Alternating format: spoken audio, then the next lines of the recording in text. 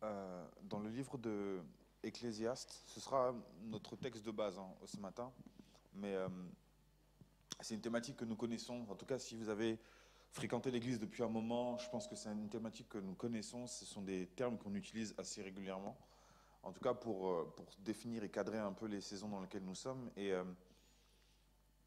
là, ce matin, j'aimerais qu'on puisse parler un peu plus en détail, comme je le disais tout à l'heure, sur la question de l'investissement. Et l'adolescence, on a vu hier, je pense que ça a parlé à plusieurs personnes. Qui était là hier? Tout le monde était là hier, c'est parfait. Euh, Est-ce que ça a aidé un peu ce qui a été donné hier? C'est très important que nous puissions trouver l'utilité dans ce qui est dit, parce que à l'église, nous ne sommes pas là uniquement pour transmettre des informations. À l'église, quand nous venons, nous transmettons la vie. Et cette vie-là, justement, elle est censée avoir une grande utilité en fait dans la vie de l'auditeur. Et je sais que assez souvent, quand on vient à l'église, on est plus ou moins passif, parce tu te rends compte, tu viens, tu t'assois. Le seul moment dans lequel tu es plus ou moins actif, c'est quand tu chantes ou tu pries. Mais généralement, tu es passif, tu viens et tu reçois et tu écoutes un monsieur en train de parler ou une dame en train de parler pendant presque une heure, et ensuite tu rentres chez toi. Et là, moi, ce matin, j'aimerais qu'on puisse vivre les choses différemment. J'aimerais qu'on soit tous actifs, en tout cas durant l'enseignement. Parce que je ne vais pas juste donner des informations, j'aimerais qu'ensemble, on puisse construire quelque chose. D'accord? J'ai pris le temps de faire mes recherches, j'ai pris le temps de travailler le sujet, mais j'aimerais justement je trouve ça plus intéressant de savoir ce que vous avez en tête et qu'on puisse combiner les deux. D'accord? Ça va, vous me suivez? Ok. Et donc, sur la question de l'investissement, on va lire assez rapidement notre texte, ensuite on va entrer dans la matière. Nous sommes dans Ecclésiaste au chapitre 3. Je vais juste prendre allez, les deux premiers versets, trois premiers versets. Voici ce que la Bible dit. Tout le monde y est? Alors, Ecclésiaste chapitre 3 à partir du verset 1. Il y a un moment pour tout, un temps pour toute activité sous le ciel, un temps pour naître et un temps pour mourir, un temps pour planter et un temps pour arracher ce qui a été planté, un temps pour tuer et un temps pour guérir, un temps pour démolir, un temps pour construire, un temps pour pleurer, un temps pour rire, un temps pour se lamenter, un temps pour danser, etc., etc. On pourrait aller tout le long du chapitre et on verrait qu'il y a un temps pour absolument tout. En tout cas, l'Ecclésiaste a pris le temps de détailler toutes les activités possibles sous le ciel. En fait, tout ce qui va plus ou moins ponctuer la vie de l'homme. Alors, certains pourraient ne pas être d'accord avec certains mots dans ce texte-là, parce que c'est vrai qu'on est au XXIe siècle, et quand on dit qu'il y a un temps pour tuer, on se dit, bon, quand même, c'est un peu bizarre. C'est, bon, les droits de l'homme et tout, c'est un peu bizarre. Mais en vérité, quand on parle à l'époque de l'Ecclésiaste, à cette époque-là, les royaumes avaient pour essence d'avoir un territoire, un dieu et un roi, un peuple. Et l'une des caractéristiques des empires et des royaumes, c'est de s'étendre. Et donc d'aller à la conquête. Et dans les conquêtes extérieures. Parfois, les conquêtes extérieures se faisaient par le sang, à savoir par la guerre, et d'autres conquêtes extérieures se faisaient par les alliances. Par exemple, le royaume du Nord le roi du royaume du Nord va proposer sa fille en mariage au fils du roi du royaume du Sud. Et ça permet de créer une alliance pour consolider. En fait, ça fait une extension du royaume sans pour autant qu'il y ait un bain de sang, etc. Parce que là, on pourrait ne pas être d'accord sur certains termes, mais bon, remis dans le contexte, à ce moment-là, on se rend compte que, à cette époque-là, oui, les gens tuaient, les gens tuaient, les gens guérissaient, les gens faisaient tout un tas d'activités. Mais dans ce texte-là, ce qui est le principal, c'est de se dire que pour chaque chose, il y a un temps. J'aimerais que tu notes ceci. S'il y a bien une chose qui est permanente sur la planète, c'est le changement. S'il y a bien une chose qui est permanente sur la planète, c'est le changement. Ta vie même est un témoignage de changement. Si tu regardes le moment où tu es né, le moment où tu es présentement, tu as complètement changé. Tu as beaucoup changé. Bon, il y a des gens, ils ont la même tête que quand ils étaient bébés. On ne sait pas comment ils font. Mais il y en a certains, vraiment, tu ne peux pas reconnaître la personne. C'est du changement. Et le changement, c'est ce qui nous permet de discerner ce qu'on appelle le temps. Parce qu'en fait, le temps n'est pas, enfin, il n'y a pas une grande horloge dans l'espace pour savoir quel est le temps de quoi. Le temps est mesurable par le changement qui s'opère. Et tout changement qui s'opère vient marquer justement la fin d'une période pour en démarrer une autre. Donc l'une des choses qui est permanente sur la Terre, c'est le changement. Donc avis à tous ceux qui sont figés sur ce qu'ils connaissent, sachez que tout va changer. Avis à tous ceux qui sont figés et qui se rassurent parce que non, ça je sais, c'est du solide, c'est comme ça ne bouge pas, sache que absolument tout change. Il n'y a pas deux gouttes d'eau qui soient les mêmes. Tout est différent. Il n'y a pas deux personnes qui soient identiques. Tous sont différents. Quand bien même de père en fils, le fils peut avoir le même visage que le père, parfois le même caractère que le père, il y aura toujours une nuance, il y aura toujours un changement. Tu peux être complice avec ton enfant pendant qu'il est enfant, mais au moment où il devient adolescent, tu as l'impression que tu as perdu cette complicité, il y a un changement et tu dois l'accepter. Pareil avec ton mari ou ta femme. Tu peux avoir une relation où tu te dis, mais je ne comprends plus cette personne, j'ai l'impression qu'il n'y a plus la même chose qu'avant. C'est un changement. Et ce changement-là, tu dois l'accepter et t'adapter à ce changement. Mais très souvent, au niveau du changement, il y a une deuxième chose que j'aimerais que tu notes, c'est que dans chaque être humain, il y a ce qu'on appelle une résistance au changement. Et la résistance au changement, et ça la psychologie vous le montrera, c'est que lorsqu'une personne vient avec une information qui est totalement différente de ce que vous connaissez, naturellement, il y a des barrières de défense qui s'établissent dans votre tête. Naturellement, il y a un blocage. D'abord, tu doutes. Tu fais un pas en arrière pour dire « je ne sais pas ce que c'est très bizarre ». Et donc l'inconnu fait peur. Pourquoi? Parce qu'il y a en nous une résistance au changement. La personne n'est pas têtue, je te rassure. Elle résiste juste au changement. Et là, il y en a certains qui commencent à avoir des visages dans la tête. C'est vrai que lui, là, il est trop têtu. Il est beaucoup trop têtu. Cette personne a une résistance au changement. Cette résistance au changement peut être basée sur soit la personne est remplie de convictions, soit la personne a juste réellement peur de ce que le changement peut apporter. Parce qu'elle a peur de perdre le contrôle. Donc, résistance au changement. Ton enfant peut avoir une résistance au changement, tout comme toi, tu peux avoir une résistance au changement de ton enfant. Ton enfant est en train de grandir, est en train de se faire dans son identité, et toi, tu refuses ça. Pour toi, ton enfant, c'est toujours un bébé. Alors que ton enfant est déjà devenu adolescent, il a eu le temps de se faire des amis. Toi-même, quand tu regardes ton enfant, tu dis non, vraiment, lui, il a des amis, quoi. Tu vois, vraiment, il y a des gens, ils se sont dit, lui, c'est quelqu'un de bien, je vais être son ami. Et certains parents sont même étonnés. Demain, beaucoup plus tard, ton enfant vient te présenter quelqu'un avec qui il ou elle veut faire sa vie. Et tu dis, non, il y a vraiment quelqu'un qui l'a regardé et s'est dit, bon, ça, on peut faire projet avec, quoi. Tu dis, mais... Parce que toi, tu connais ton enfant par cœur. Tu sais les choses qui ne sont pas totalement finies. Et tu te dis, oh, la personne, elle a vu ça, elle a vraiment... Et certains parents n'hésitent pas à le dire à leurs enfants. Moi, je vous dis ça, j'ai grandi dans une maison, mes parents sont d'origine congolaise, et dans la culture congolaise, j'ai l'impression que toutes les maisons congolaises sont les mêmes. On a eu tous les mêmes parents, c'est très bizarre. T'as ton parent qui était là, vraiment, ta chambre est un peu en désordre, tu vois. Donc vraiment, je ne sais pas ce qu'à l'extérieur, les gens vraiment valorisent chez toi. Parce que regarde, ta chambre, dans quel état elle est? Les filles là, qui te courent après, là, vraiment, elles courent derrière quoi? Tu vois, et vraiment, le parent a une image de l'enfant. Parfois, elle est très réaliste. Hein, mais parfois, c'est dommage parce que le parent est parfois figé. Il s'est bloqué dans le temps. Il s'est arrêté à une certaine période. Et quand le parent s'arrête à une certaine période et que l'enfant change, tu vas sursauter et te rendre compte que ton enfant a totalement changé. Et ça peut faire peur, ça. Donc cette résistance au changement, elle peut aussi se manifester chez les parents. Donc sachez que nous avons tous la possibilité d'être un peu victimes de ça. D'accord? J'aime bien le dire, ça, surtout quand on parle de ces sujets, que ce soit l'adolescence, que ce soit la famille, relations parents-enfants, peu importe. Moi, j'aime bien dire, écoutez, nous sommes tous pécheurs. D'accord? Nous sommes tous pécheurs et nous avons tous besoin de la grâce de Dieu.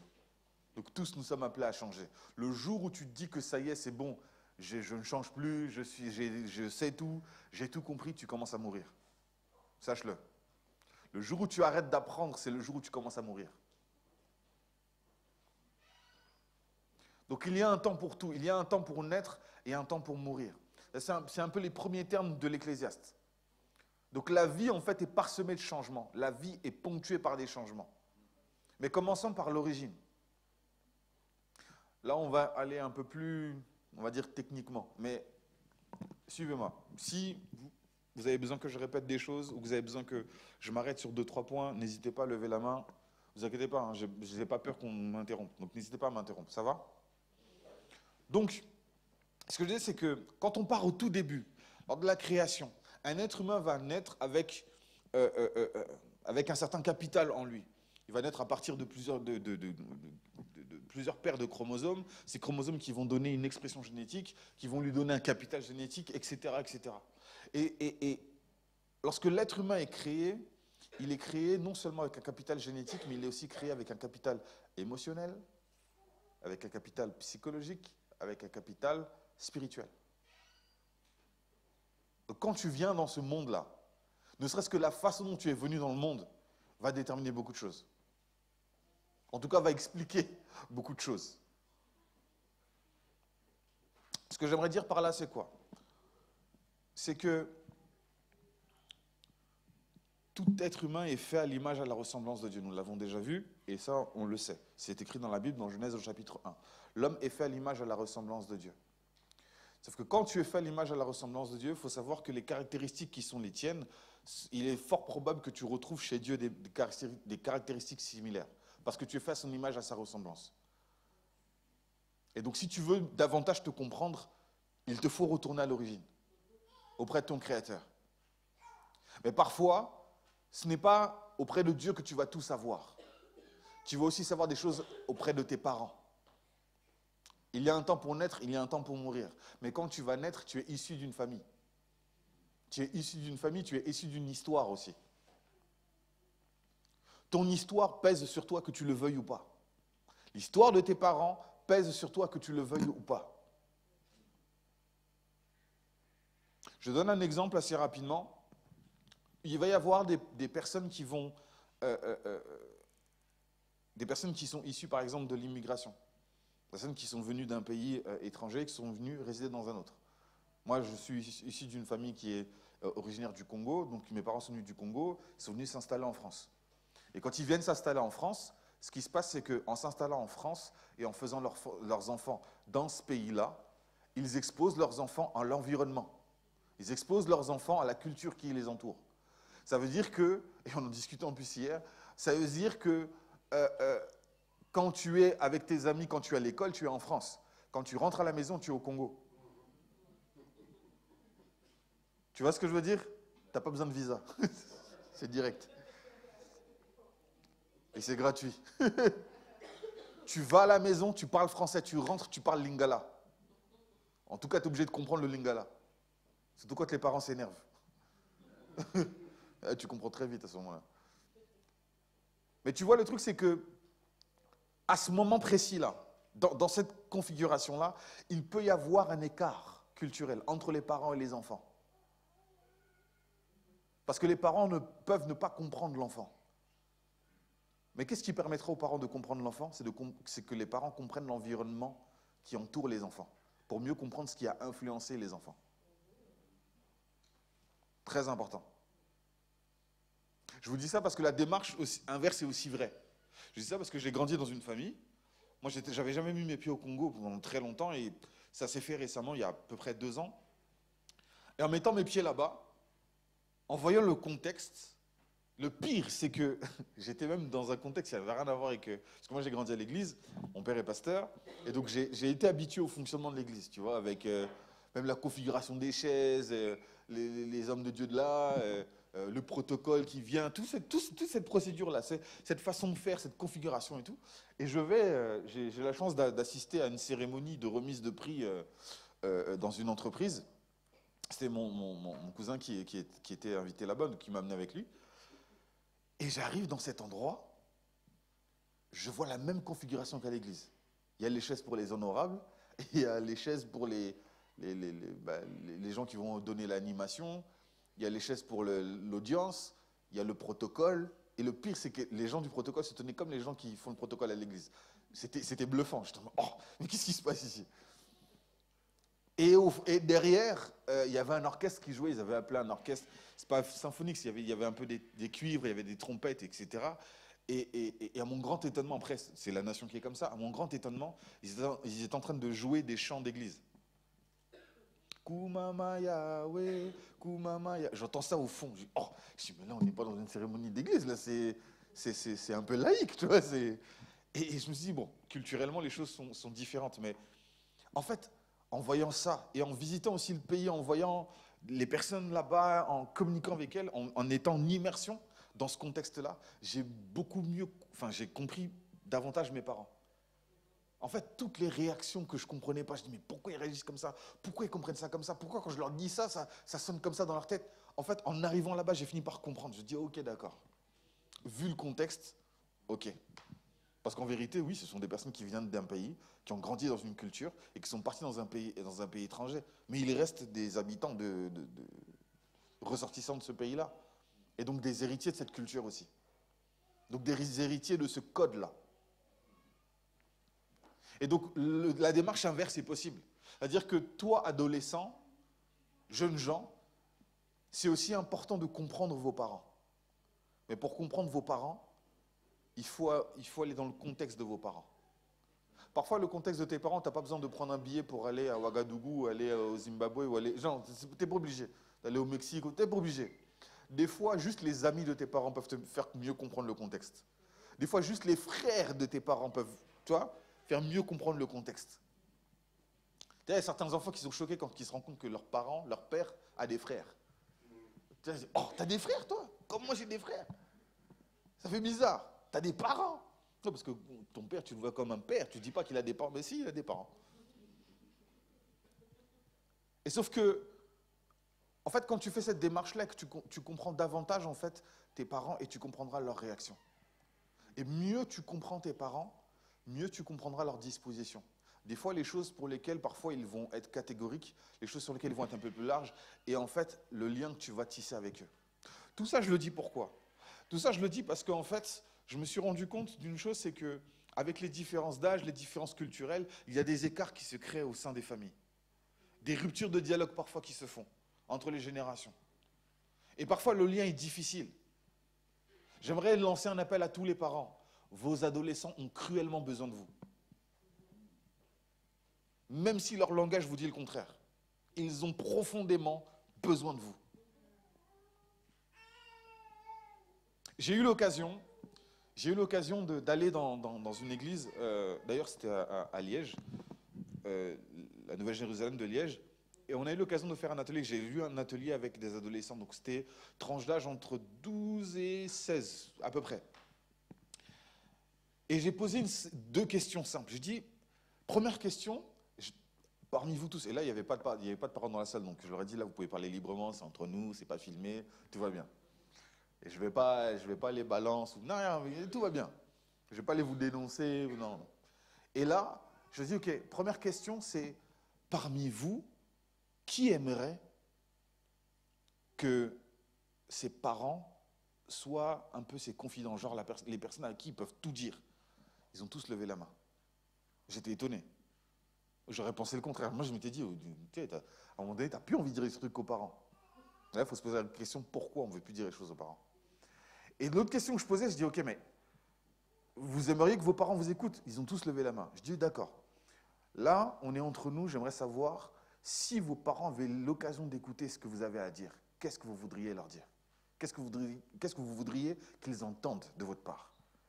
Et là, j'ai entendu des choses qui m'ont choqué. Parents, même si ton enfant a 12 ans, crois-moi, il a des choses à dire. Peut-être qu'il ne connaît pas la vie comme toi tu connais la vie, mais crois-moi, du haut de ses 12 ans, il a des choses à exprimer. C'est un être humain comme toi. J'entendais des oui, j'aimerais qu'il m'écoute un peu plus. J'aimerais que maman, elle arrête de se défouler sur moi quand elle passe une mauvaise journée. J'aimerais qu'ils arrêtent d'être trop stricts. Je ne comprends pas pourquoi ils sont stricts avec moi. J'aimerais que mon père passe un peu plus de temps avec moi. J'étais là, j'écoutais, je dis Seigneur Jésus-Christ. Mais c'est terrible. Les enfants sont un miroir net de qui nous sommes en tant que parents. Là, je peux dire nous aujourd'hui parce que bon. Les enfants sont un miroir net. Et je vous dis, Mon enfant n'a pas besoin de parler pour que je constate ça déjà. Ne serait-ce que mes intentions, mes humeurs. Le jour où je suis fatigué, elle va le ressentir et elle va être mal à l'aise. Le jour où je me mets un peu à distance, elle va le sentir et elle va tout de suite me le faire savoir. Tu le sens quand ton enfant, il n'y a plus les mêmes choses qu'avant. Et si un bébé arrive à faire ça, et un enfant de 12 ans maintenant, qui a eu le temps de comprendre ton fonctionnement, de voir comment tu réagis, les choses, les sujets, l'enfant sait qu'il ne doit pas en parler parce que ça va t'énerver. L'enfant te connaît par cœur, limite. Et crois-moi, vos enfants vous connaissent très bien. Oh oui, vos enfants vous connaissent même trop bien. Là où vous pensez que vos enfants ne voient pas, ils voient tout. Là où vous pensez que vos enfants ne comprennent pas, ils comprennent tout. J'aimerais vous dire aussi ceci. Deuxième chose que j'aimerais que tu puisses noter, enfin autre chose que j'aimerais que tu puisses noter, c'est que la jeune génération actuelle, donc les adolescents, ont grandi en fait à l'heure de l'information. Ils ne vont pas chercher l'information va directement les voir. Va toquer à leur porte tout le temps. Notification. S'ils veulent savoir un truc, ils ont un moteur de recherche, bam, ils vont le chercher. Sauf que dans cet environnement-là, sur Internet par exemple, il y a toutes sortes de sources. Toutes sortes de sources. Mais des fois, des sources qui sont plus ou moins discutables. Des sources qui ne sont pas forcément fiables. Sauf que toi, si tu ne connais pas cet environnement-là, et tu dis, ah, ça, c'est les choses des jeunes. En fait, quand tu fais ça, ce geste-là, c'est les choses des jeunes, tu es en train de livrer ton enfant au hasard. Et si tu livres ton enfant au hasard, il faut savoir que tu vas récolter le fruit du hasard. Tout peut arriver. Absolument tout. Donc, parents, je ne dis pas qu'il faut fliquer vos enfants, genre les surveiller au grain, vraiment le moindre truc. Non, pas ça. Accordez-leur la liberté d'être eux-mêmes. Mais soyez présents, soyez encadrants. Et jeunes gens, j'aimerais aussi vous dire un truc, c'est que vos parents vous connaissent très bien aussi. Alors oui, tu as changé. Oui, tu as changé. Oui, tu es devenu un peu plus mature, tu as compris les choses. Mais tes parents te connaissent. Mais la meilleure manière, si tu veux que tes parents puissent davantage te comprendre, il faut que tu puisses renvoyer un message. Qu'est-ce que je veux dire par là? Si tu veux que tes parents arrêtent de te traiter comme un enfant, n'agis plus comme un enfant. Parce qu'à quel moment ton parent va savoir que tu es adulte? Il ne va pas le savoir. À quel moment ton parent va savoir que tu as changé? Il ne va pas le savoir, tant que tu ne parles pas. J'ai souvent des retours de parents qui me disent, mais ils ne parlent pas, ils ne disent rien. Ils sont dans leur coin, là, toujours sur leur téléphone, on ne comprend pas ce qu'ils disent.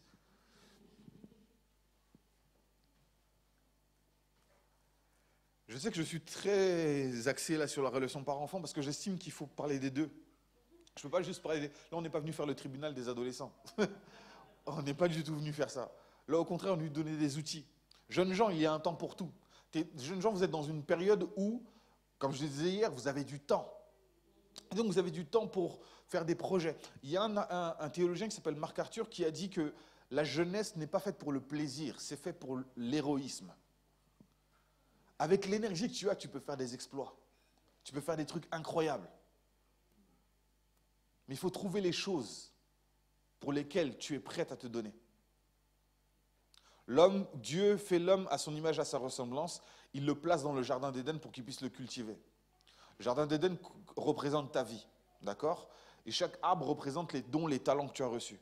Les choses qui te passionnent, les choses qui te parlent. Les choses pour lesquelles tu as la facilité de te donner. Okay? Les choses qui suscitent ton intérêt. Sauf qu'en fait, ces choses-là, ton talent peut être une bonne chose, tout comme ça peut devenir un poison pour toi. Les dons et les talents que Dieu vous a donnés peuvent être pour vous une bénédiction, tout comme peuvent être une malédiction pour vous. La seule chose qui peut faire basculer l'un vers l'autre, c'est votre gestion de ça. Comment vous gérez vos talents et vos dons. Je disais ça à l'un de mes jeunes frères. Je dis choisis. En fait, quand Dieu donne quelque chose à quelqu'un et que cette personne ne le gère pas, c'est cette chose-là qui va gérer cette personne. Et pas l'inverse. Si tu ne gères pas ton temps, si tu ne gères pas tes passions, si tu ne gères pas même tes hobbies, les choses pour lesquelles tu te donnes, c'est ces choses-là qui vont te gérer, qui vont t'entraîner. Choisis. C'est comme une passion, c'est comme un feu. Je dis ça parce que mon jeune frère est musicien. Il est aussi basketteur. Je dis, tu sais, tu peux te donner comme ça au basket et y aller, etc. Mais si tu ne prends pas le temps de travailler réellement et que tu y vas juste comme ça par passion, bah à un moment donné, cette passion va te consumer. Donc choisis soit, c'est comme le feu, c'est comme soit tu fais un incendie parce que tu ne le maîtrises pas, soit tu fais un feu de cheminée qui va vraiment servir. Mais tout dépend de ta façon dont tu vas le gérer. Tu vois, le don et le talent, c'est comme un feu. L'énergie que tu portes en toi, c'est comme un feu. Soit tu prends le temps de la canaliser, soit tu prends le temps de la maîtriser, de la comprendre et de l'orienter quelque part. Du coup, ça te donne une énergie qui est réellement utile. Soit tu deviendras un incendie pour tout le monde. C'est là que les enfants commencent à ramener des problèmes à la maison. Tu vois la police qui dépose l'enfant à la maison. Oh, on l'a trouvé dans... Il y avait une émeute et puis il faisait partie de l'émeute. Et des fois, je dis ça, mais ça c'est caricatural. Il y a d'autres cas, c'est des petites choses comme ça. Si tu ne maîtrises pas les choses qui sont à l'intérieur de toi, ça peut devenir un feu qui peut embraser le cours de ta vie. Exemple concret, toutes les petites, excuse-moi le terme, et toutes les petites bêtises que tu fais, les petits regrets que tu as actuellement, ça tu verras que la plupart du temps, c'est parce que tu n'as pas maîtrisé le feu. On est d'accord ? Tu n'as juste pas maîtrisé le feu. Et tu te rends compte que, ah ouais, non, j'ai fait une folie là. Sauf que quand tu maîtrises le feu qui est à l'intérieur de toi, à ce moment-là, ça peut devenir quelque chose de précieux. Parlons maintenant de l'investissement. L'investissement, j'ai vu plusieurs notions. La première notion que j'aimerais que tu notes, c'est la gratification sur le long terme, la récompense sur le long terme. Ce n'est pas maintenant qu'on reçoit la récompense de ce qu'on investit. D'accord ? C'est beaucoup plus tard. Et quand tu es adolescent, c'est bien de te donner aux choses qui te passionnent. Parce que si tu te donnes aux choses qui te passionnent et que ça cristallise et que tu arrives finalement à trouver ton couloir, à trouver ta mission de vie, à trouver ce pourquoi tu es né, à ce moment-là, en fait, tu ne perdras pas de temps plus tard. Et tu ne travailleras pas pour la mission de quelqu'un d'autre. Chacun d'entre nous est porteur d'un capital génétique, l'ADN. Et dans votre ADN, ça c'est une conviction personnelle, dans ton ADN, il est écrit tout ce que tu vas devenir. Ton ADN sait déjà, là je vois que tu es adolescent, tu as peut-être 15, 16, 17 ans, à 27 ans, ton ADN sait déjà comment tu seras. C'est déjà écrit. À 40 ans, 60 ans, ton ADN sait déjà comment tu le seras.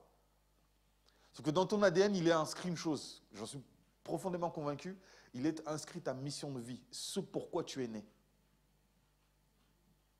Et sauf que ce pourquoi tu es né, c'est un langage qui vient de Dieu. C'est Dieu qui l'a écrit personnellement. Sauf que vous et moi, nous avons été perturbés par le péché et donc nous avons perdu l'usage de cette langue.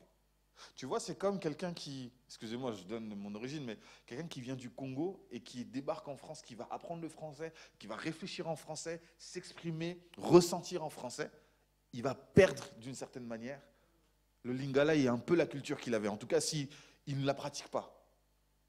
Sauf qu'il y a des codes qui peuvent t'échapper à un moment, parce que tu as trop changé intérieurement. Et le péché est un peu comme ça. Je rappelle la définition. Qui peut me rappeler la définition du péché ? Rater le but, manquer la cible. Le péché, c'est l'erreur. C'est comme faire une erreur en maths. C'est une erreur. Et c'est une erreur qui fausse tout le calcul. Le résultat, au final, n'est pas bon.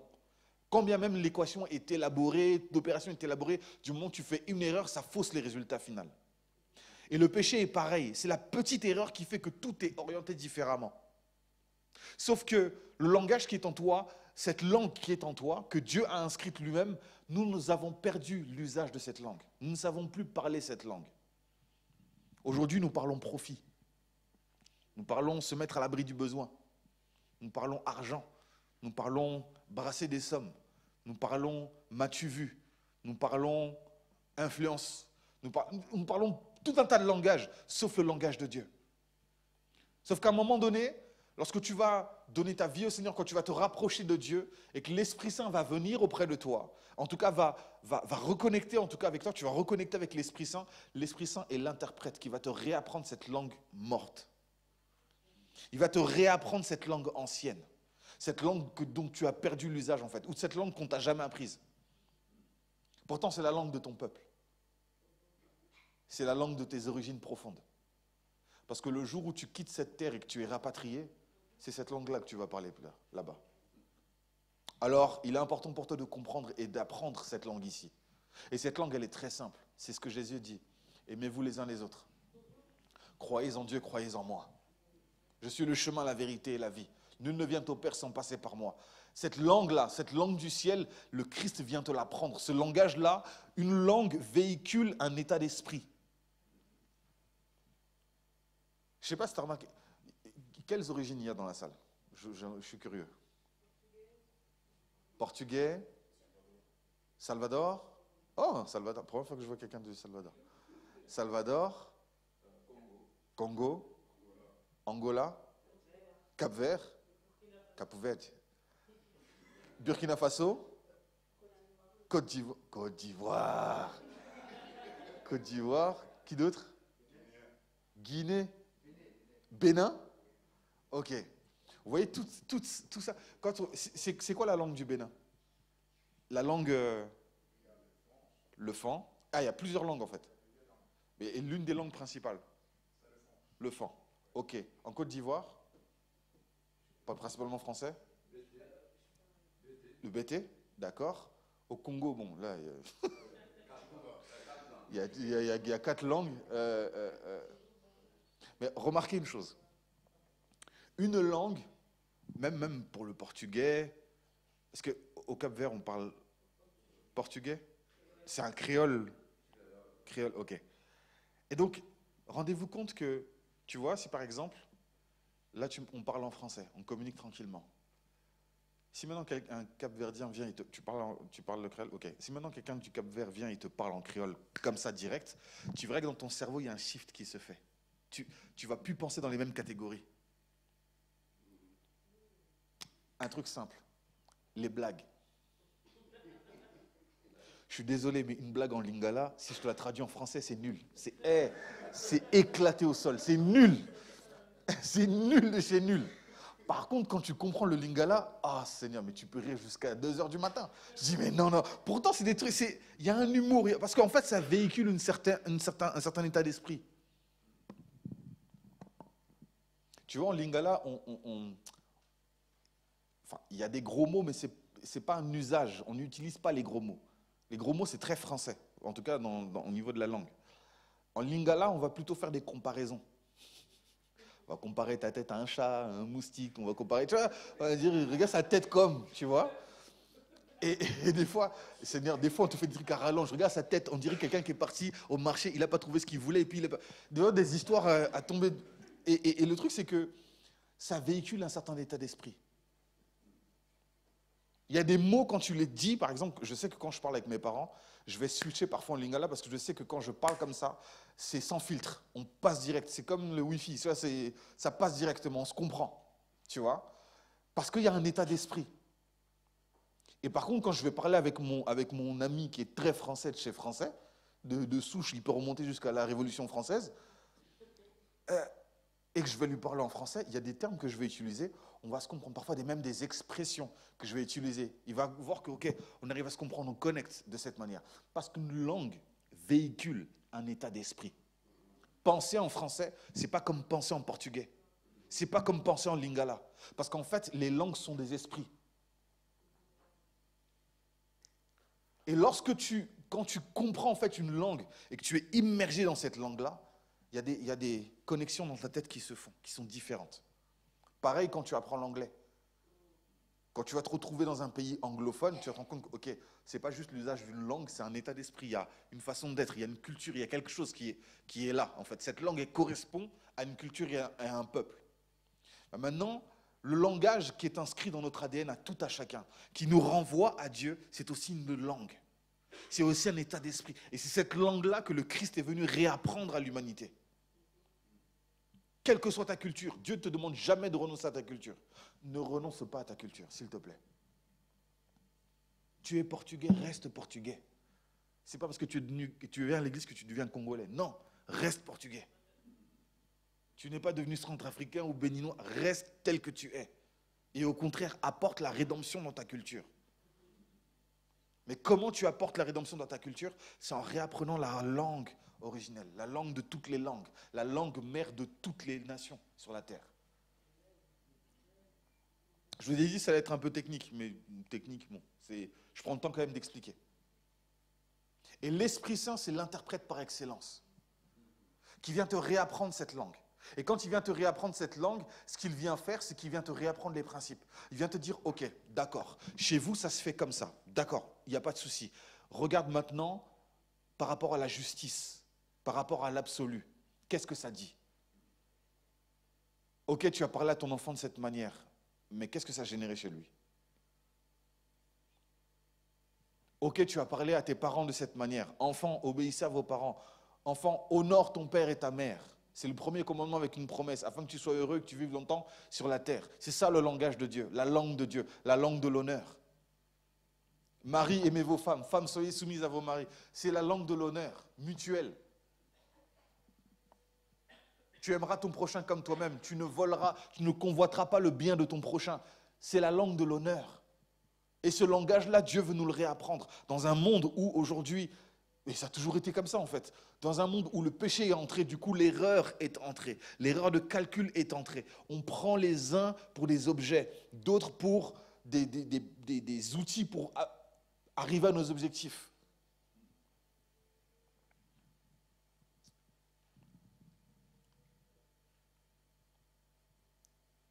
Je vais aller rapidement sur les autres points et on va terminer par là. La notion de l'investissement renvoie à une... La question de l'investissement renvoie à une deuxième notion. J'aimerais que tu notes ceci. Le faible commencement. Là, je pourrais parler pendant 4 heures. Le faible commencement. Avec Dieu, ça commence toujours petit. Et ensuite, ça grandit. Elle est là, l'ingénierie. Le génie de Dieu est là. C'est que ça commence toujours tout petit. Quand ma femme m'a appris qu'on attendait notre premier enfant, j'étais très heureux. Et tu te souviens, les premiers mois, on était pressés de la voir. On se dit à quoi elle va ressembler, comment elle sera. Alors que c'était encore juste une petite cacahuète. Tu vois, c'est tout petit. On se dit, mais c'est pas le moment, en fait, de la voir. Et le jour où j'ai eu l'occasion de la porter pour la première fois, je me dis, Seigneur, elle est toute petite. Je me rappelle, elle faisait des gestes tout lents. Elle était comme en train de flotter. Aujourd'hui, c'est un ninja. Dès qu'elle veut un truc, elle attrape très vite. Et ça va faire qu'elle est en s'améliorant, mais ça va toujours petit pour grandir. Au début, nous sommes 2, maintenant nous sommes 3. Plus tard, nous serons peut-être plus, selon que Dieu veut. Mais ça ne fait que grandir, ça s'accroît. Donc quand tu commences petit, Dieu n'a pas peur de ça, parce qu'il sait tout ce qu'il y a à l'intérieur. Prends l'exemple d'une semence, une graine, par exemple, j'aime trop donner l'exemple de la mangue parce que c'est mon fruit préféré. La mangue, il y a tout dedans. Il y a à manger, il y a à boire, c'est parfait. C'est incroyable. Dieu est un génie. Quand il a créé ce fruit-là, incroyable. La mangue, quand tu prends la graine de la mangue, dans cette graine-là, il y a différentes choses. Il y a tout le matériel nécessaire pour qu'elle devienne un manguier plus tard.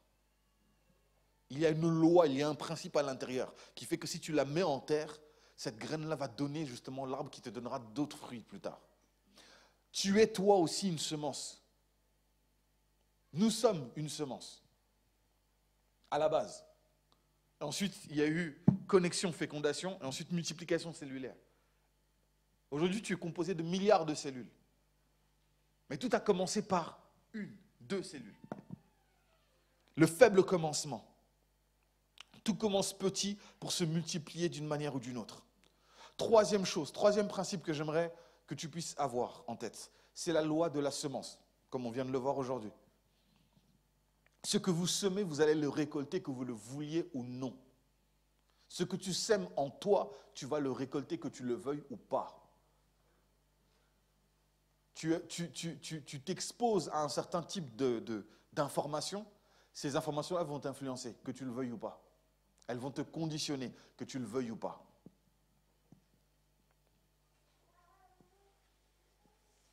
J'aimerais qu'on s'attarde un peu sur ce point-là. Jusqu'ici, ça va, tu me suis? Tout est clair? Ok. Une chose qui est très importante. J'aimerais que si tu as de quoi noter, j'aimerais que tu vas dessiner un schéma avec moi. Ok? J'aimerais que tu dessines 2 carrés, mais collés les uns aux autres. 2 carrés, collés les uns aux autres. On va donner un petit schéma rapide. 2 carrés collés les uns aux autres. Dans le premier carré, donc le premier carré représente, en fait, les 2 carrés, ça représente ton esprit, d'accord? Le premier carré du haut, c'est ton état conscient, d'accord? Le premier carré du haut, c'est ton état conscient. Et ton état conscient, c'est ce qui te permet de m'écouter actuellement et d'entendre les informations que je suis en train de te donner. Et le deuxième carré, c'est ton subconscient. Sauf que ton subconscient, tu veux savoir qui tu es, il faut aller là-bas. Tu veux savoir qui tu es réellement, il faut aller là-bas. Parce que c'est le réel toi, c'est le vrai toi. C'est le toi qui est caché, que personne ne soupçonne. C'est le toi qui n'a pas de masque. Tu vois, le masque que l'on met, là, moi je suis là, je viens et je suis pasteur, je donne mon enseignement. Ça, c'est mon conscient qui est là. Je suis là, je fais le travail pour lequel on m'a employé. Sauf que mon inconscient, c'est autre chose. Mon subconscient, c'est quand il y a un temps de crise, comment je réagis? Quand je sens que quelqu'un me rejette, comment je réagis? Quand je sens qu'on m'approuve, comment je réagis? Tu vois, une personne qui peut réellement voir mon subconscient, elle est là, assise là. Elle peut vraiment voir mon subconscient parce qu'elle peut me voir quand j'ai plus tout ce costume là sur moi. Quand je joue plus le rôle du pasteur. Elle peut voir mon subconscient parce qu'elle voit mes habitudes profondes. Elle voit qui je suis réellement. Et c'est pareil pour vous en fait. Les gens qui sont dans votre entourage voient votre réel vous, votre vrai vous. Et tu vois, des fois, tes parents peuvent noter un trait de caractère qu'ils ont vu chez toi depuis que tu es enfant, depuis que tu es bébé, tu vois. Et ils savent que c'est dans le fond. En grandissant, tu t'es convaincu de certaines choses, mais tes parents savent que ce truc-là est toujours là. Il n'a peut-être pas été traité parce que c'est dans ton subconscient. Si tu veux atteindre le conscient, il suffit d'être exposé à des informations comme là on est exposé. D'accord? Que ce soit sur une prédication, regarder une série, regarder un film, écouter un podcast, peu importe. Tes 5 sens sont stimulés, ton conscient est sollicité. D'accord? Maintenant, pour atteindre ton subconscient, qu'est-ce qu'il faut? Comment tu fais pour changer ton subconscient et changer le vrai toi? Ton subconscient, tu le changes par la répétition. En répétant les choses. À force, en installant une habitude, à ce moment-là, tu changes ton subconscient. Tu arrives profondément à changer. Le conscient, tu sais, c'est... par exemple, tu as l'habitude de dire une grossièreté, parfois en fin de phrase. Tu dis, ah mais non, mais mon frère, il ne faut pas dire ça. Ah oui, pardon, désolé. Et chaque fois que tu vas voir ces personnes, tu sais que tu vas t'abstenir à ce moment-là. Mais dehors, pouf, tu fais ce que tu veux. Sauf que quand tu fais ça, tu as juste changé le conscient. Parce que tu sais que non, avec ces gens-là, il faut plutôt être comme ça, donc je m'adapte. Mais le subconscient, tu vas faire que tu vas changer une habitude par une autre.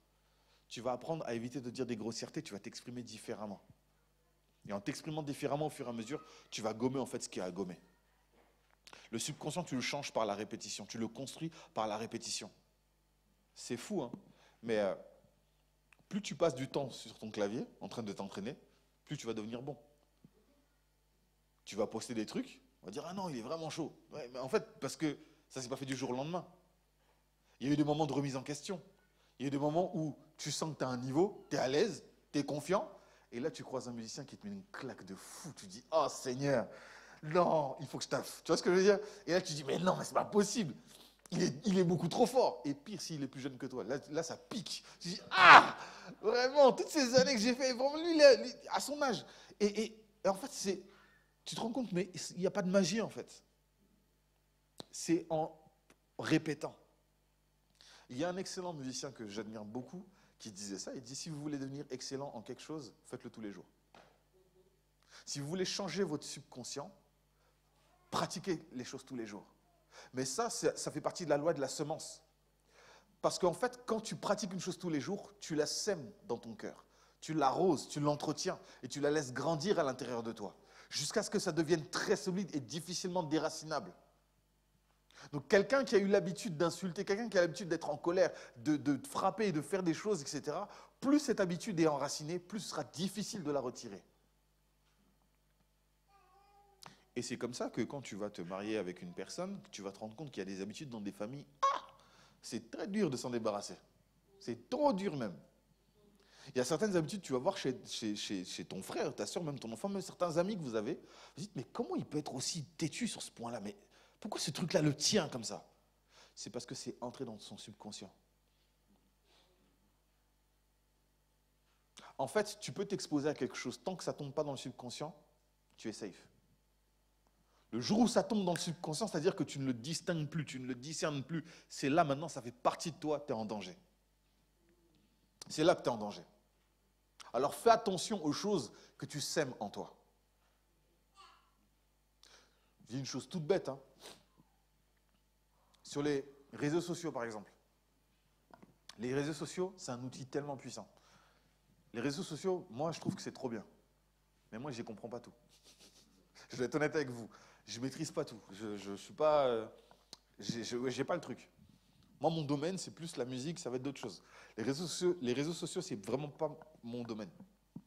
Par contre, je connais quelqu'un de qui c'est le domaine fort. C'est fluide, ça coule comme de l'eau. Tu dis, mais Seigneur, c'est incroyable. Mais je me rends compte qu'en fait, c'est les habitudes qu'on a. Moi, j'ai passé du temps sur mon instrument. Cette autre personne, elle a passé du temps sur le réseau et ça lui a permis de mieux comprendre.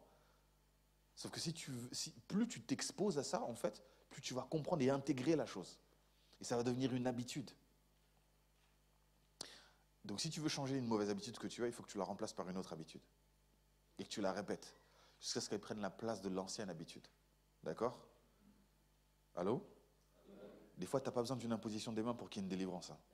D'accord? Des fois, il suffit juste de changer une habitude. Il y a des personnes pour abandonner le tabac, bon, je reste très générique, pour abandonner le tabac, et ils ont besoin qu'on leur impose les mains. Il y a des personnes comme ça. Mais il y en a d'autres, par la force de leur volonté, le soutien de leur famille, ils changent cette habitude. Est-ce que ça veut dire que Dieu n'existe pas pour eux? Est-ce que ça veut dire que la prière est inefficace? Non. Ça veut dire qu'en fait, il y a des mécanismes dans l'être humain qui peuvent être maîtrisés si tu les connais. Et qui peuvent réellement porter un changement si tu les connais. Donc si tu veux remplacer une mauvaise habitude, si tu veux changer une mauvaise habitude, remplace-la par une autre. Ça va? C'est pour ça que Dieu nous dit priez sans cesse. Prenez l'habitude de prier. Prenez l'habitude de jeûner parce que plus tu vas le faire, plus tu vas t'acclimater et tu vas laisser Dieu entrer dans ton subconscient. Et si Dieu entre dans ton subconscient, ça y est, tu es en danger. Et tu es en danger, pourquoi? Parce que la repentance est possible. Dieu peut réaménager l'intérieur. Donc la loi de la semence. Deuxième chose, autre point que j'aimerais que tu notes, la patience. Donc l'investissement me donne la notion de la patience. Il faut être patient, accepter chaque étape, chaque chose.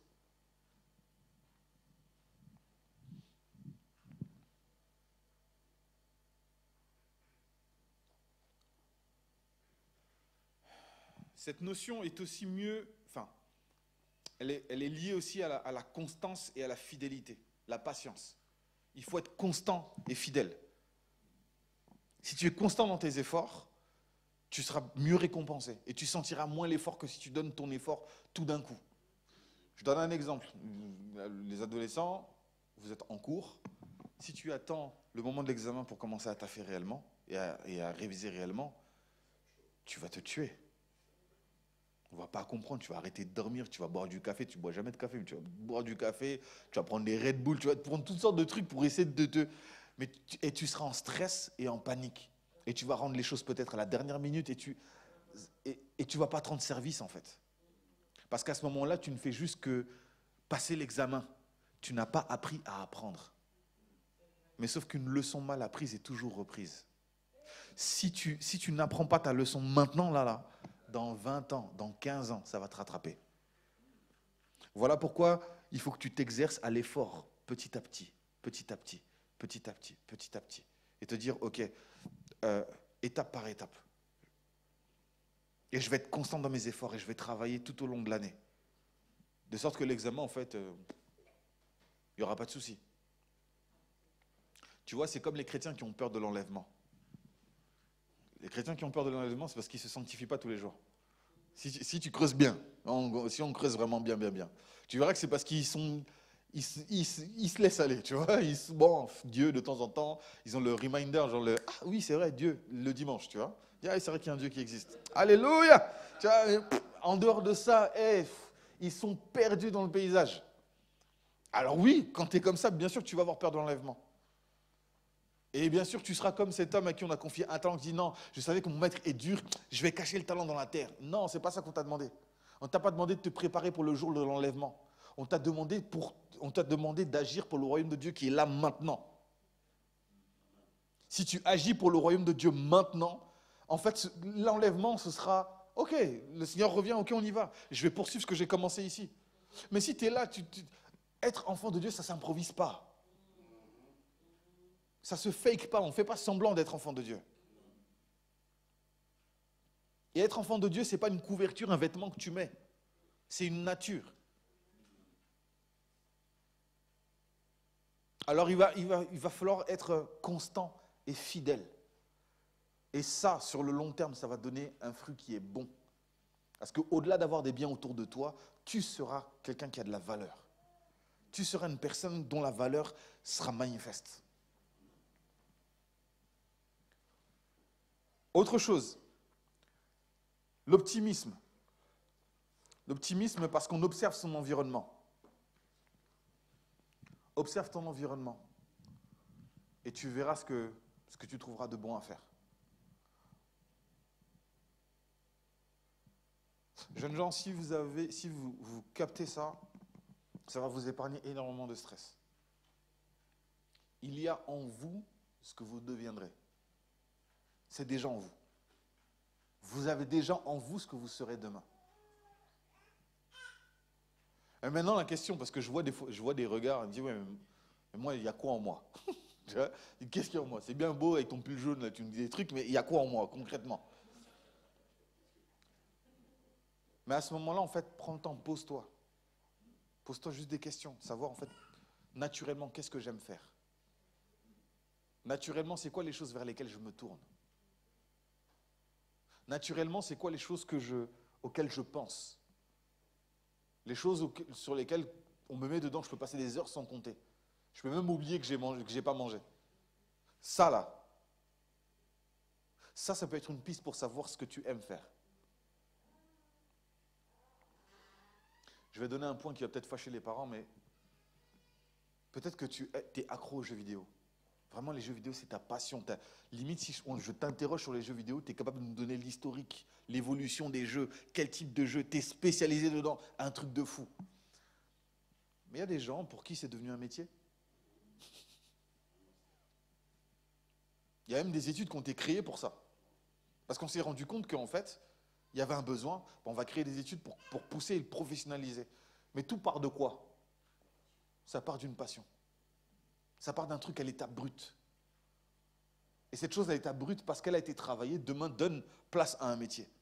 Donc ça veut dire que tout ce qui est en toi, écoutez, jeunes gens, dans 10, 15 ans,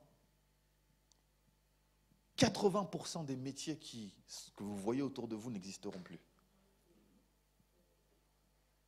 Et 50% des métiers qui existeront à cette époque-là n'existent pas encore. Vous savez pourquoi ils n'existent pas encore? Parce que vous ne les avez pas encore inventés. Parce qu'en fait, c'est vous qui allez inventer les métiers qui vont parfois conditionner nos vies à nous. Tu vois, nous les anciens, là. C'est vous qui allez nous conditionner. Parce qu'en fait, vous allez créer de nouveaux métiers. Vous allez créer de nouvelles façons de faire. Donc alors, oui, tu peux voir, ah oui, j'ai vu un tel, j'ai trop envie de devenir ça. D'accord, c'est une chose. Mais parfois, tu ne trouves rien qui te correspond. Il n'y a rien qui t'intéresse. Parfois, tu ne sais pas pourquoi, il n'y a rien qui t'intéresse. Mais parce qu'en fait, ce qui brûle au fond de toi n'est pas encore manifesté à l'extérieur. C'est pour ça qu'il n'y a rien qui t'intéresse. Parce qu'en fait, ce qui est à l'intérieur de toi attend que tu le fasses sortir pour être manifesté. Croyez-moi, hein, parmi vous tous là, il y a des livres qui ont besoin d'être écrits.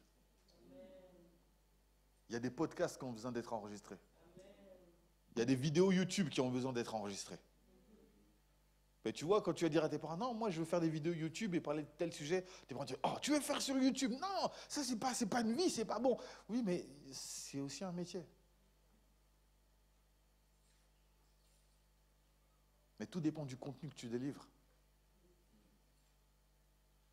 Alors sachez, jeunes gens, que vous avez en vous, observez votre environnement. Pourquoi je dis observer son environnement? Parce qu'en fait, chacun d'entre vous, vous êtes une réponse de Dieu à une problématique qui est sur la terre. Vous êtes là pour répondre à un besoin. D'accord? Parce que c'est une notion que j'aime bien répéter, c'est que Dieu n'exauce pas les envies, il exauce les besoins. C'est pour ça que beaucoup de personnes ne sont pas exaucées, parce qu'elles parlent juste de leurs envies. Seigneur, j'ai envie de ça. Est-ce que tu as vraiment besoin de ça? Dieu exauce les besoins. Et en exaucant les besoins, il va de l'exaucement à la naissance de certaines personnes qui vont répondre à ces problématiques. Jeunes gens, quand vous êtes nés, vous avez apporté, pour certains, vous avez apporté la guérison dans le corps de vos parents. Pour certains, vous avez apporté la guérison dans le cœur de vos parents. Vous ne savez pas, certains d'entre vous, vos parents, ils ont galéré pour vous avoir. Ils ont essayé d'avoir des enfants. Ils n'ont pas eu. On a commencé même à les insulter dans la famille. Ils commençaient à avoir honte d'eux-mêmes. Jusqu'au moment où vous êtes arrivés. Vous ne comprenez pas pourquoi vous êtes la princesse de ton papa. Tu ne sais pas, hein, ton papa, il t'a attendu. Il t'a attendu longtemps. Tu es la fierté de ta mère. Ta mère t'a attendu très longtemps. Parce que vous êtes déjà une première réponse. Vous êtes une réponse pour vos parents. Et crois-moi, les enfants ne viennent pas quand tu veux avoir des enfants. Ils viennent quand tu en as besoin. Si les enfants, ils ne sont pas prévus. Hein. Mais Dieu sait que non, à cette période-là, je veux que tu aies un enfant. Pourquoi? Parce que je veux que tu changes. Je veux que tu sois transformé. Mais il n'y a rien sur cette terre qui pourra te transformer de la même manière qu'un enfant va te transformer. Parce que ton enfant sera le reflet de ta personne. C'est sans filtre. Tu dois garder ton cœur, gérer ton cœur. Alors, sachez-le, hein, si vos parents sont encore vivants, sachez que vous êtes une réponse de Dieu pour eux, premièrement. Deuxièmement, vous êtes une réponse de Dieu pour la société qui vous entoure. Alors, observez votre environnement, parce qu'il y a certainement votre futur métier qui vous attend. Il y a certainement votre mission de vie qui vous attend. Cette question à laquelle vous allez apporter une réponse. Oui, mais moi, je ne sais rien faire. Oui, mais moi, je suis passionné par rien. Oui, mais moi, je n'ai pas de talent. Il ne s'agit pas de ça. Et s'il te plaît, ne résume pas le talent à la musique, la danse, le chant, le sport. C'est pas que ça, les talents. Tu peux avoir un talent inné pour le calcul mental. Tu peux avoir un talent inné pour la gestion des talents, pour détecter les gens, comprendre les gens, gérer un groupe. Les talents sont multiples. Tu peux avoir un talent pour le dessin, tu peux avoir un talent pour l'architecture, tu peux avoir un talent pour la mode, tu peux avoir un talent pour la communication, pour beaucoup de choses en fait. Mais toutes ces choses-là, en fait, observe juste ta personnalité. N'aie pas peur d'observer ta personnalité. Et s'il y a des choses que tu ne sais pas sur toi, pose la question à tes parents. Qu'est-ce que tu penses de moi? Crois-moi, le jour où tu poses cette question à tes parents, ils seront choqués. Ils disent, oh, comment ça, qu'est-ce que je pense de toi? Non, vraiment, comment toi tu me vois? C'est quoi les qualités que tu vois chez moi? Ne prends pas les premières réponses, ok? Parce qu'au début, tes parents ils vont te chèvre un peu, tu vas dire, eh non, toi, t'es une fille, t'es excellente. Non, non, non. Attends qu'ils aient fini de vider leur sac, après, ils vont te donner les vraies réponses. Et après, dis-leur, c'est quoi les défauts que tu vois chez moi? C'est quoi les choses sur lesquelles tu te dis, j'ai encore du travail? Je peux t'assurer qu'à ce moment-là, là, c'est de l'or qu'on te donne. C'est de l'or qu'on te donne. Parce qu'en fait, ces choses-là vont te permettre de comprendre davantage qui tu es. Et tu peux pousser dans l'excellence. Certains d'entre vous, vos parents vous découvrent quand vous êtes dans un cadre extérieur. Ton parent te néglige, on te met sur un terrain de foot, tu brilles. Et ton père dit, hey, futur Mbappé. Hein? Ah, vraiment, il fallait le voir sur les terrains. Ah. Tu te rends compte que des fois, l'entraîneur de ton fils croit plus en ton fils que toi, tu ne crois en lui. C'est grave. C'est très grave. Parfois, c'est le prof à l'école ou quelqu'un extérieur qui croit plus en tes enfants que toi, tu ne crois en eux. Pose-toi la question de savoir si tu n'as pas laissé une partie de la vie de tes enfants entre les mains du hasard. Si tu n'arrives pas à croire en tes enfants plus que tout le monde, pose-toi la question de savoir si réellement tu n'as pas laissé une partie de leur vie entre les mains du hasard. Et tu peux te repentir de ça. Ok? Comme je disais, on remplace une habitude par une autre.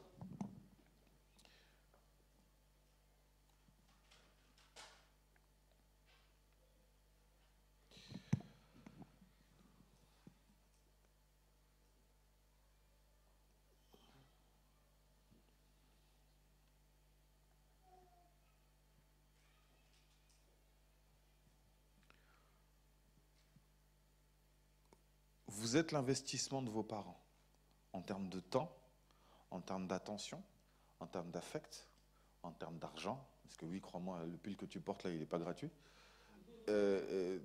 En termes de... Ouais. Toi, tu as juste dit, ouais, maman, je veux ça. Toi, tu souhaites. Toi, tu souhaites. Mais t'inquiète pas, voilà, il y a un prix à payer. Voilà. Et bon. Mais le truc, c'est que vous êtes de l'investissement de vos parents. Vous êtes le fruit de l'investissement de vos parents. Mais vos parents investissent avec ce qu'ils ont.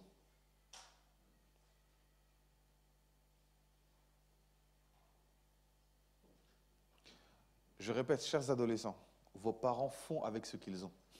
S'il vous plaît. Ils font avec ce qu'ils ont. S'ils avaient plus, ils auraient donné plus. S'ils avaient moins, ils auraient donné moins. S'ils avaient différent, ils auraient fait différemment. Ils font avec ce qu'ils ont. Si vous avez été conditionnés de la même manière dont ils ont été eux conditionnés, vous auriez peut-être eu les mêmes réactions qu'ils ont. Alors, soyez en paix. Pardonnez à vos parents les choses que vous... Parce qu'en vérité, hein, je vous dis la vérité, les adolescents, là, nous sommes dans un lieu de vérité. Les caméras ne sont pas sur vous, vous inquiétez. Si vos parents sont dans la salle, ce n'est pas grave, ils ne vont pas vous tuer. Parmi les enfants qui sont là, si vos parents sont encore vivants, qui a des choses qui pourrait reprocher à ses parents? Lève la main. Honnêtement, sans jugement ou quoi, nous sommes dans un lieu de vérité. Il n'y a pas de truc. Ne vous inquiétez pas, personne ne va vous embrouiller. On est d'accord. Vous avez des choses que vous pouvez reprocher à vos parents. Ça ne veut pas dire que vous êtes impoli. Je le dis. Je me porte garant. Je signe. Ok? Si vos parents ont un problème avec ça, donnez-leur mon adresse. Je suis là. C'est pas parce que vous avez des choses à reprocher à vos parents que vous êtes impoli. Non. Si vous avez des choses à reprocher à vos parents, c'est que vous êtes un minimum observateur. Et ça, c'est une bonne chose. Parce que vous êtes capable de discerner que vos parents ne sont pas parfaits. Et ça, c'est une très bonne chose. Parce que si vous êtes capable de discerner que vos parents ne sont pas parfaits, vous êtes capable de discerner que tout le reste du monde n'est pas parfait. Et vous êtes capable de vous protéger vous-même. Parfois même de vos parents. Autre question. Parmi vous ici, vos parents sont encore vivants. Qui a déjà fait des stratégies pour être sûr d'avoir la paix? En vrai. On est d'accord. Des stratégies pour... Tu dis pas tout, tu vois, tu montres pas tout, tu gères ce que tu montres. Tu te rends compte, tu es devenu un pro de la com? Tu es devenu un communicateur hors pair. C'est comme sur les réseaux sociaux. Tu montres que ce que la caméra peut voir, tu vois. Le reste, le décor, comment ça s'est fait, c'est pas leur problème. Eux, juste la photo, clique, c'est bon. Ils like, c'est fini. Si tu as été politique, si tu as été la diplomatie, si tu as été capable de faire ça, c'est que tu as développé une capacité d'adaptation à ton environnement. C'est pas mauvais. Certains de vos parents vont dire « Oh, mais toi, tu es mesquin !» Crois-moi, hein, quand tu étais enfant là, et qu'il fallait gérer tes émotions parce qu'on est passé devant telle enseigne de restauration, de fast-food, oui, ils ont aussi usé des stratégies.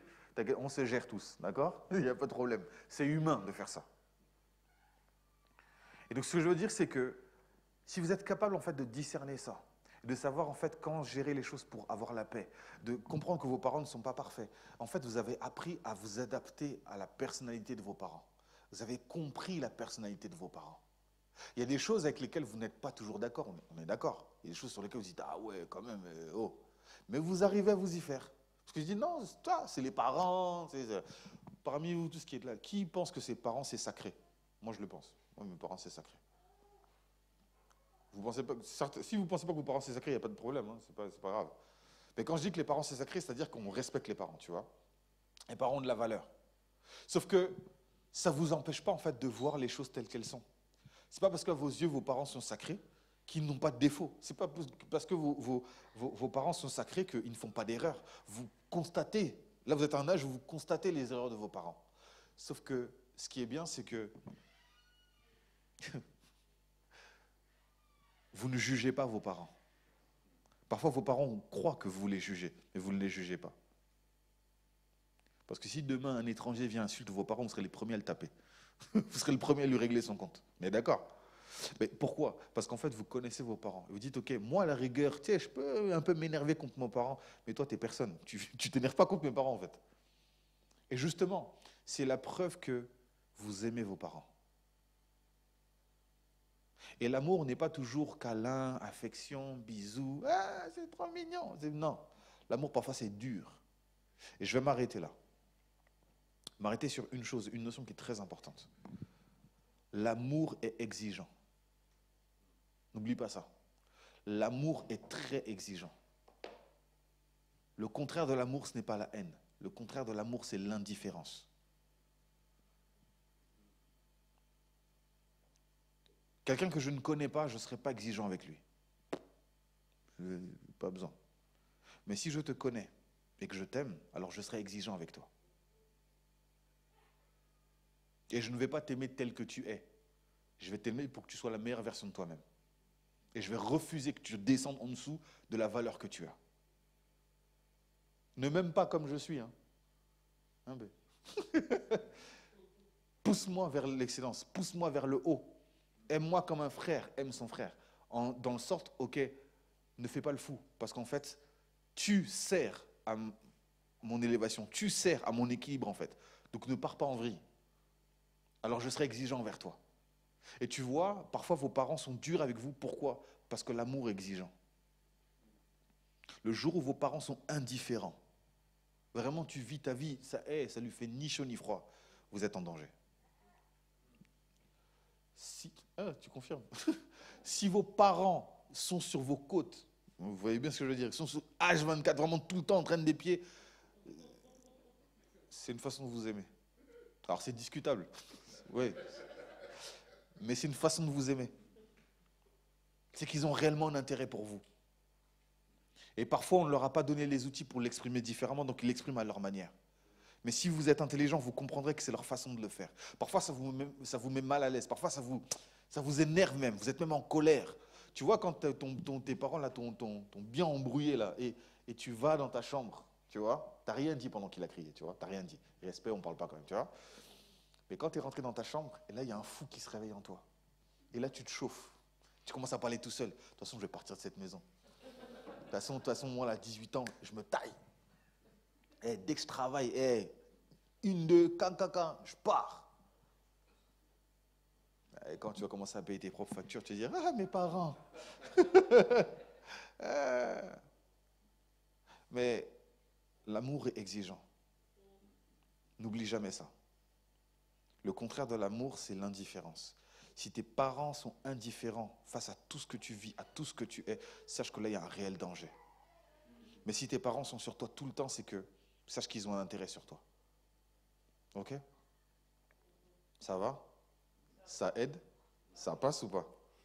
Ok. Parce que si vous n'êtes pas d'accord, il faut le dire. Parce que moi, je veux qu'on vive les choses ensemble. Là, je vais m'arrêter là. On est arrivé au temps imparti. Et j'aimerais qu'on prie tous ensemble. J'aimerais qu'on prie ensemble sur cette thématique-là. D'accord? On va développer d'autres choses, même demain, on va développer d'autres choses. Et là, je vais approfondir sur la question de la relation des parents et des enfants. En tout cas, c'est l'axe que le Seigneur m'a mis à cœur de développer demain. En plus, comme tout le monde demain sera là, du coup, on va pouvoir servir tout le monde. D'accord? Mais demain, je serai un peu plus axé là-dessus. Mais là, d'abord, j'aimerais qu'on puisse prier ensemble. J'aimerais que, là, si parmi les adolescents qui sont là, si vous avez besoin de prier avec moi, si vous avez besoin qu'on prie ensemble, vous pourrez vous avancer, on pourra prier ensemble, il n'y a pas de souci. Si vous avez besoin qu'on parle aussi, parce que je suis venu aussi pour ça, si vous avez besoin qu'on puisse prendre un temps, parler même 5 minutes, et histoire d'avoir un entretien, c'est aussi possible. On peut s'arranger pour ça. Il n'y a pas de problème. Je serai disponible. OK? Donc j'aimerais là qu'on puisse prier par rapport à ça, par rapport à cette thématique.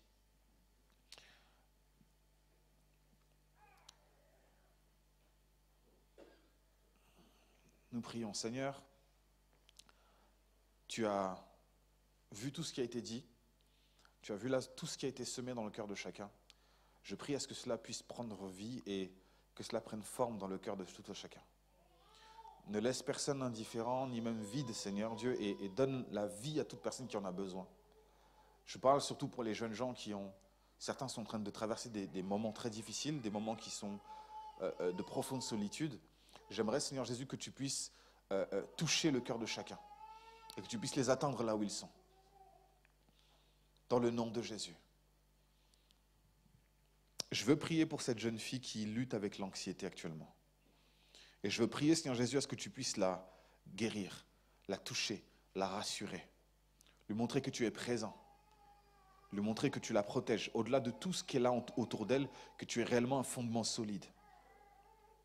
Je veux prier aussi pour ce jeune homme qui sent qu'il y a un poids énorme sur ses épaules. C'est comme si tout le poids de sa famille est sur ses épaules. Il se sent profondément seul.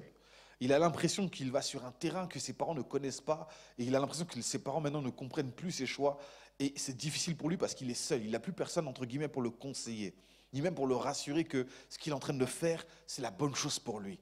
Je prie, Saint-Esprit, à ce que tu le rassures. Je prie à ce que tu touches son cœur.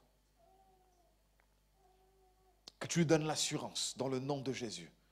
Je veux prier, Seigneur Jésus, pour ce père qui en fait appréhende, qui espère être un bon père pour ses enfants, un bon exemple pour ses fils, qui ne veut pas reproduire un cycle de mauvaises habitudes, un cycle de malédiction qu'il a vu dans sa propre famille. Je prie à ce que tu renouvelles son intelligence et que tu lui montres ce qu'est être un père, Seigneur, que tu lui montres la voie à suivre pour être un bon père pour ses fils et que tu lui montres que l'investissement qu'il fait dans ses fils est la bonne décision. Merci Seigneur pour tout ce que tu fais. Dans le nom de Jésus, nous avons ainsi prié. Amen.